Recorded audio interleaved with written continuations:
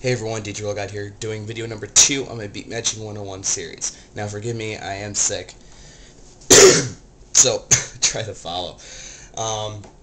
Anyway, if you haven't seen the Beatmatching101 video, please go back and watch that and download the MP3s because they're necessary for you if you want to follow this whole video series. So, anyway, first off, I want to cover something, and I made a mistake in the last video. I caught it, and someone else caught it and yelled at me for it. But anyway, 4 bars or 4 measures equal a phrase. It's not 4 bars equal a measure. So I'm sorry, guys. It's a small mistake, but that's what it is. Just so you know. Anyway, in this lesson, I'm going to teach you how to use a pitch control. There's a reason why I made those MP3s so short, and that's to teach you guys how to use the pitch control and not just mix right away. I want you to be comfortable with using your pitch control. Now, I'm using turntables granite, but it would be the same for a CDJ. So anyway, I got 125 BPM loaded over here and 125 over here. So what would happen is, if I press play on both of these, my crossfader's in the center, if I play both of these, they should phase.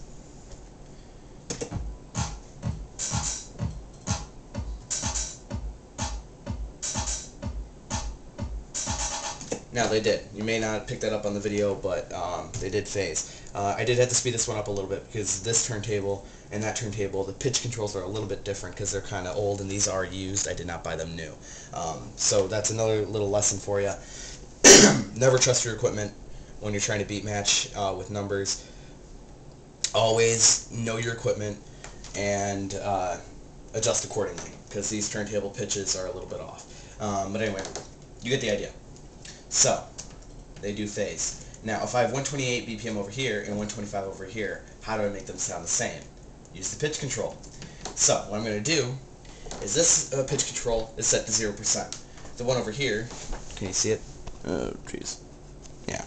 The one over here is set to 0. But to beat match them, 128 BPM is faster than 125. So I have to slow this down a little bit. And I'm going to slow it down, let's say 5%. So it's negative 5% pitch. Now let's see if it phases.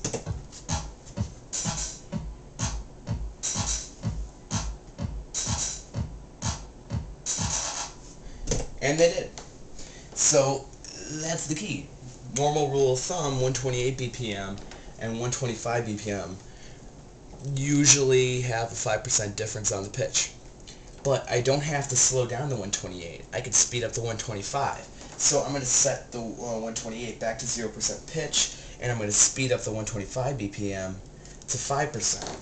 So let's try to phase them.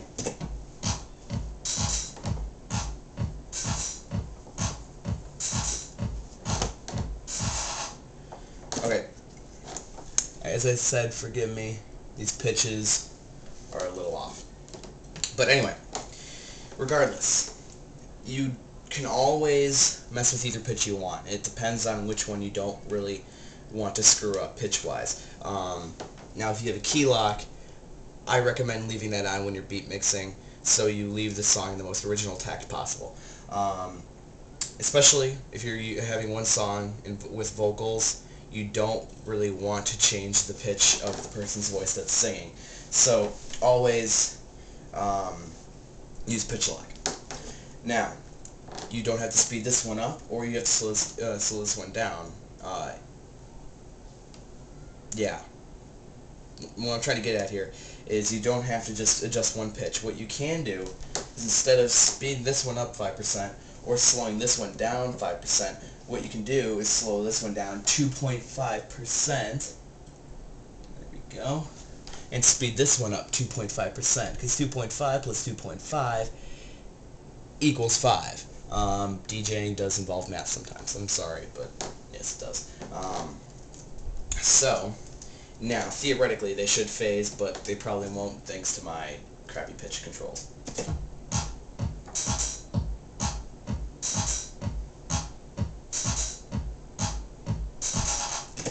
And if I had perfect decks, they would phase. So there you go. They phase. So, moral of the story, adjust your pitches accordingly. So here's your homework, guys. Download the MP3s if you haven't yet already, which, if you haven't, you deserve a warning for the day, or a detention, whatever. I'm not going to be that stupid. Anyway, so download those, and do exactly what I did. Mess with your pitches and make them sound one and the same. Make them phase. Phasing is the art of making two songs match exactly the same, and it sounds like they're going through some weird tube, and they're like, the sound travels from speaker to speaker because the waveforms are canceling out each other. So yeah, work on phasing all of these. 125 to 128, 125 to even 30, 128 to 30, 30 to 135. Just phase them all. Although I'm not going to require you guys to mix 140 BPM to 125 BPM, because you really normally wouldn't do that unless you're doing something really crazy. But yeah, now here's a suggestion for you guys. If you are following this whole tutorial video series, what I want you guys to do is post a video response below showing your progress, so I can actually help you guys if you're having any issues. Now, before I close this video, I'm going to show you one other tip. You already noticed me doing it in the video before when these turntables wouldn't match up. But if you're having one song go too fast or too slow, not only can you use the pitch, well, you would use the pitch for major differences, but if it's like very slightly off, what you can do is something called touching the platter. Very self-explanatory. Right now I got Me and Myself, the Wolfgang Gartner Club Mix by Ben DJ featuring Sushi on this turntable. Now let's say this song was going too fast. Maybe 0.5 pitch too fast. What you can do is one of three things. Put your finger on the platter very lightly and slow it down accordingly. If you look at the strobe light over here, when you touch it, it does indeed slow it down. Another thing you can do is take your finger and very lightly move it in a circle in the center on the label, and it does slow it down also. So that's another way you can do it. Or you just grab the little spindle and tighten your grip around it so it slows down. Okay. So yeah, there you go. You get the idea. Very small tip on how to change the BPM very slightly, and how to use your pitch control.